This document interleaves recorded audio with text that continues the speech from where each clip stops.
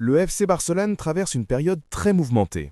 Entre les tensions avec la sélection espagnole, un énorme transfert en préparation et le retour au Camp Nou une nouvelle fois repoussé, le club vit des jours décisifs pour son avenir. Tout a commencé avec une simple déclaration d'Hansi Flick. L'entraîneur du Barça a expliqué que Lamine Yamal n'était pas prêt physiquement pour rejoindre la sélection espagnole. Une décision prise pour le protéger, mais qui a immédiatement déclenché la colère du sélectionneur Luis de la Fuente. Ce dernier a accusé Flick d'ingérence et a déclaré que les clubs n'avaient pas à dicter leurs décisions à la sélection nationale.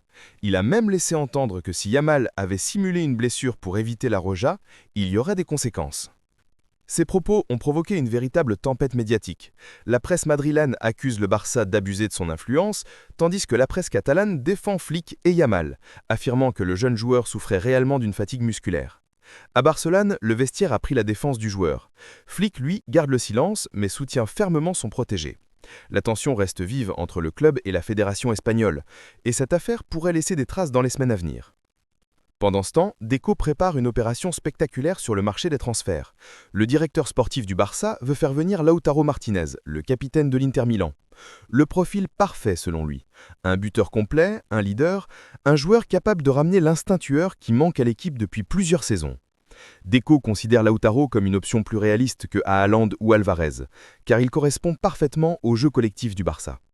Mais le transfert coûterait environ 80 millions d'euros, une somme énorme pour un club toujours en difficulté financière. Pour rendre l'opération possible, le Barça pourrait être contraint de vendre un cadre, peut-être Rafinha ou Frenkie de Jong.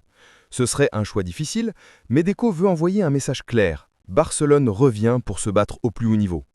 Et pendant que les négociations se préparent, un autre dossier agite les coulisses du club, le retour au Camp Nou. Prévu initialement pour la fin de l'année 2024, il vient d'être une nouvelle fois reporté. Les travaux avancent plus lentement que prévu et la direction ne veut pas prendre de risques.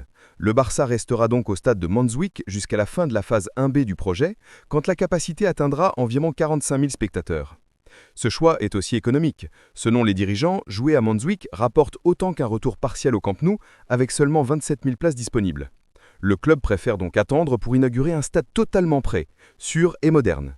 Ce projet fait partie du programme Espai Barça, estimé à 1,5 milliard d'euros, qui vise à transformer le FC Barcelone en un club économiquement solide pour les 10 prochaines années. En attendant, les supporters continuent d'attendre avec impatience le jour où ils pourront revenir dans leur stade, le véritable symbole de l'identité du Barça. La direction, elle, veut faire les choses bien, sans précipitation, pour que ce retour soit à la hauteur de l'histoire du club.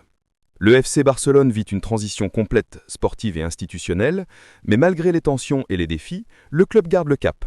Barcelone reste fidèle à son slogan « Més qu'un club ». Si vous aimez suivre les vraies infos du Barça, abonnez-vous dès maintenant à la chaîne Barça Universe et rejoignez la communauté des vrais passionnés du club.